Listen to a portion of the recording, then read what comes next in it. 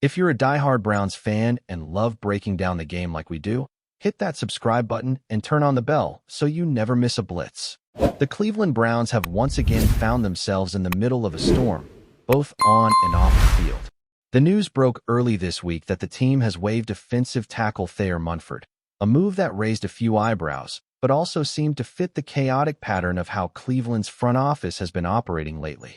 Munford, who was signed off of New England's practice squad on September 24th, never actually saw the field in a Browns uniform. He was inactive for each of the last 3 games, a stretch where Cleveland's offensive line struggled to create consistency or provide much-needed protection for their young quarterback, Dillon Gabriel. It's the kind of transaction that, while minor on the surface, speaks volumes about the instability within the organization right now. Thayer Munford isn't a household name, but he's not exactly an unknown quantity either. Drafted by the Raiders in the 7th round back in 2022, Munford appeared in 46 career games and even started 18 of them. That's real NFL experience, something Cleveland's offensive line could certainly use at this stage of the season. Yet, for whatever reason, whether it's scheme fit, performance in practice, or just a numbers game, Munford never got the chance to prove himself in brown and orange.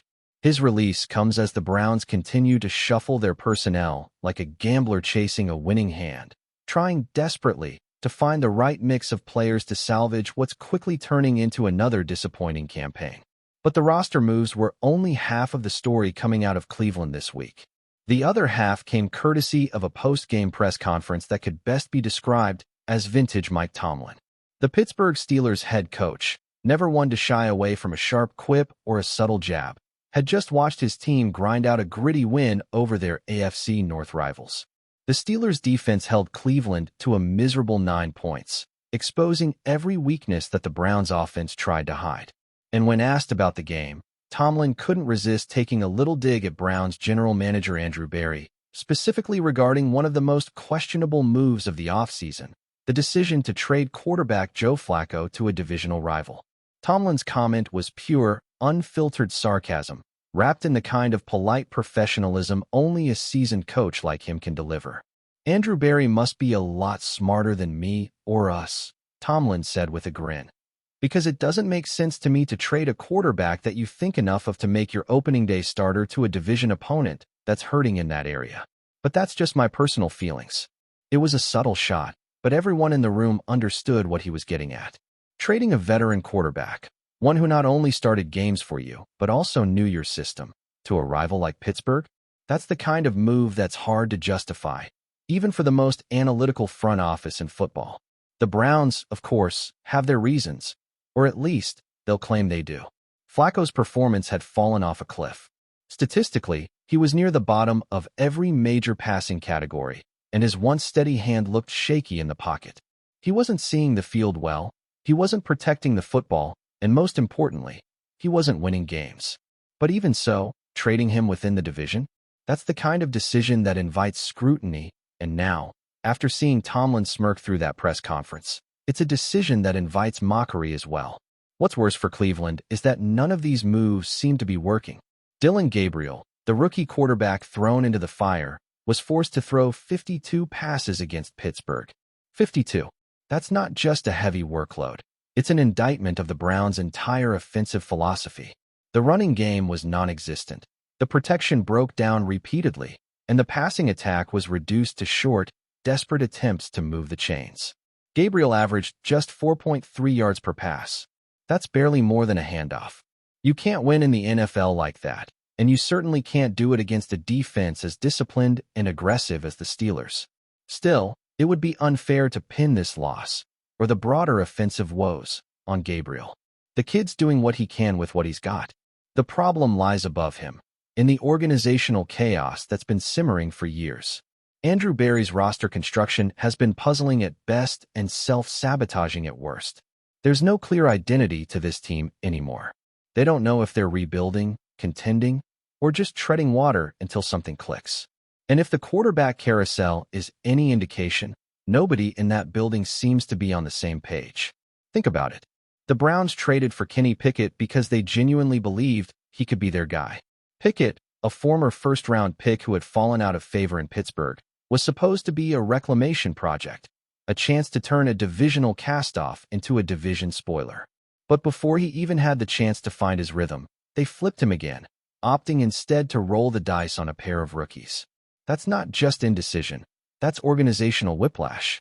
It suggests a front office that's reacting to every loss with panic, making moves not out of vision or strategy, but out of fear of the headlines. Meanwhile, the coaching staff has been left holding the bag. It's hard to develop a young quarterback when you're cycling through offensive linemen like lottery tickets and swapping quarterbacks like fantasy football players on a Sunday morning. The chemistry, the rhythm, the confidence, it all gets disrupted. And that's before you even get to the locker room dynamics. Players notice when management can't make up its mind. They feel it in the uncertainty, in the tension that builds every week when someone new walks through the door and someone else packs their bags. That's how losing cultures fester, not from lack of talent, but from lack of direction. Joe Flacco, for all his struggles, was at least a steady veteran presence. He understood the ups and downs of an NFL season.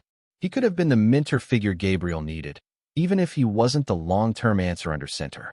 Instead, Barry shipped him off to a team that now gets to use his knowledge of Cleveland's system twice a year. That's not just risky, it's careless. And now, after being on the wrong side of yet another ugly divisional game, the Browns are left wondering how they got here again. And then there's Mike Tomlin, standing across the field like the embodiment of stability. The man hasn't had a losing season in over a decade. His team knows exactly who they are, what they do, and how they win. When he makes a jab like the one at Barry, it doesn't come from arrogance, it comes from experience. Tomlin has earned the right to poke fun at other teams' dysfunction because he spent years keeping his own locker room free of it. And maybe that's what stings the most for Browns fans.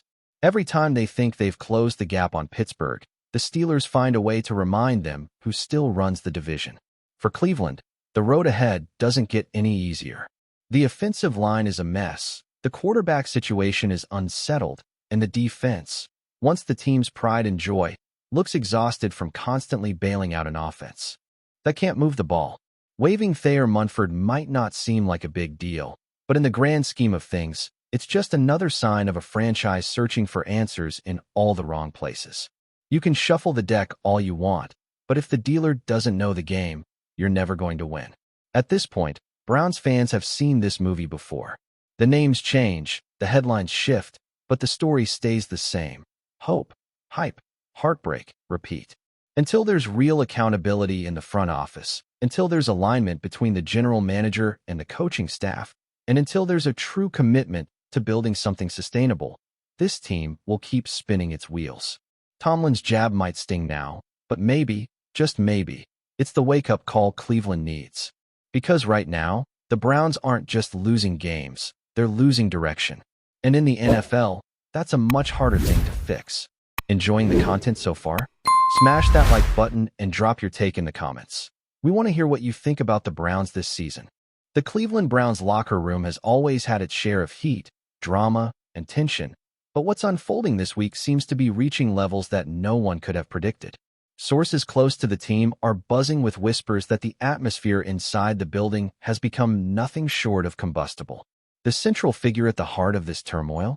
None other than defensive powerhouse Myles Garrett, a player whose presence on the field is synonymous with disruption, dominance, and a level of intensity that can be both inspiring and terrifying. And the target of his fiery temperament? Quarterback Deshaun Watson, who, despite all his talent and skill, now appears to be walking a tightrope in a locker room that seems increasingly hostile. Rumors are flying that a confrontation between the two stars escalated recently, and insiders suggest that this clash might have been the spark that pushed the Browns' internal dynamics into uncharted territory. According to sources who claim to have been in the vicinity during one of the more heated practice sessions, the tension between Garrett and Watson had been simmering for weeks before finally erupting. What started as minor disagreements over plays and approaches to the game allegedly morphed into sharp words exchanged in the heat of practice, escalating quickly into a verbal showdown that left coaches and teammates scrambling to intervene. People who have been around the team for years describe the scene as unbelievably tense, with the usual camaraderie of the locker room replaced by a palpable sense of unease. Rumor has it that Garrett, known for his unrelenting intensity and zero tolerance for mistakes, confronted Watson over what he perceived as a lack of commitment or focus, and Watson, not one to back down, responded in kind. The conversation reportedly grew louder, more personal, and left everyone in the vicinity unsure of how to de-escalate what was quickly turning into a full-blown internal conflict.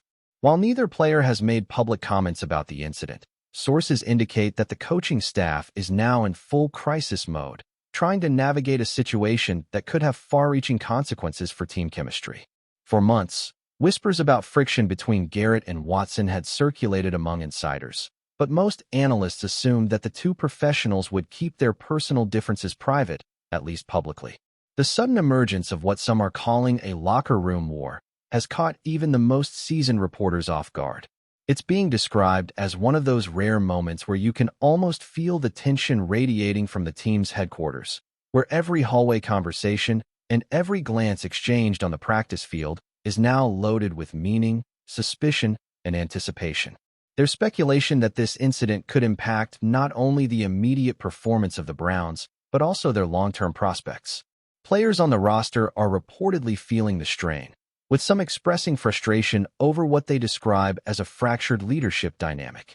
Historically, teams in such situations often experience a drop in cohesion, especially when two high-profile figures like Garrett and Watson are at odds. The debate within the locker room, according to those close to the team, seems to revolve around accountability, effort, and leadership style, with Garrett emphasizing a no-nonsense, high-intensity approach while Watson's style leans more toward strategic calculation and adaptability.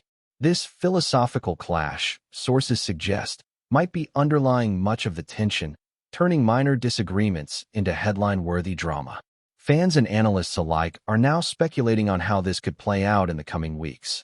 Social media chatter has exploded with theories ranging from a possible trade request, a benching, or even an internal mediation led by the coaching staff. The Browns front office, meanwhile, is reportedly caught between supporting a star defensive player whose presence is critical on the field and maintaining the confidence and stability of their quarterback.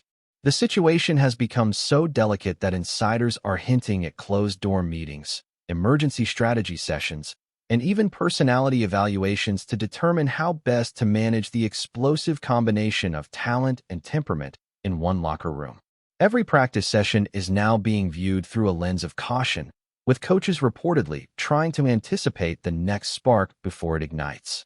Interestingly, sources close to some of the veteran players suggest that there's also a generational and cultural element to the conflict. Garrett, a younger player with a fierce competitive streak, is said to demand total commitment and immediate results, while Watson, despite his proven track record as a top-tier quarterback, approaches his craft with a long-term, methodical mindset that sometimes clashes with the urgency Garrett expects. This tension is not just about skill or ego. It's about philosophy, approach, and what each player believes the team needs to succeed. Teammates, according to insiders, are finding themselves in a difficult position, trying to balance loyalties, personalities, and the ever-looming pressure of NFL performance expectations. Rumors even suggest that some players are quietly picking sides, although the true extent of internal alignments remains hidden from the public eye. The timing of this incident also adds to the drama. With the season in full swing, every practice, every game, and every public appearance carries added weight. Analysts are pointing out that a team embroiled in internal conflict can quickly lose momentum, regardless of talent. Yet, there's also the potential for a dramatic turnaround, as some insiders believe that confrontation, if managed correctly, could lead to a renewed sense of focus and purpose. It's a high-stakes situation, and every decision made by the coaching staff, front office, and players could influence not just the immediate results on the field, but the Browns' reputation, future recruitment, and long-term competitiveness. The rumor mill continues to spin, fueled by every subtle interaction, every tense stare, and every cryptic comment on social media, creating a narrative that is as compelling as it is combustible. Sources close to the Browns are quick to emphasize that, despite the rumors and dramatic accounts, the organization is not about to implode overnight. There's a sense of professionalism underlying the chaos, with coaches and staff taking steps to address the situation before it becomes unmanageable. Yet, the whispers of locker room instability persist, and the tension between Garrett and Watson remains the focal point of a drama that shows no signs of dissipating anytime soon. If anything, insiders hint, the next few weeks could be defining, either solidifying the Browns as a team capable of overcoming internal conflict or exposing fractures that could impact their season in profound ways. Every player interview, every sideline gesture, and every practice drill is now being watched for signs of reconciliation or renewed friction. Fans, analysts, and rivals alike are watching with bated breath, knowing that the outcome of this drama could reshape the narrative of the Browns' season entirely. Thanks for riding with us on another Browns Blitz. If you liked the video, share it with a fellow fan, hit subscribe, and ring that bell so you're always part of the Dawg Pound conversation. Go Browns!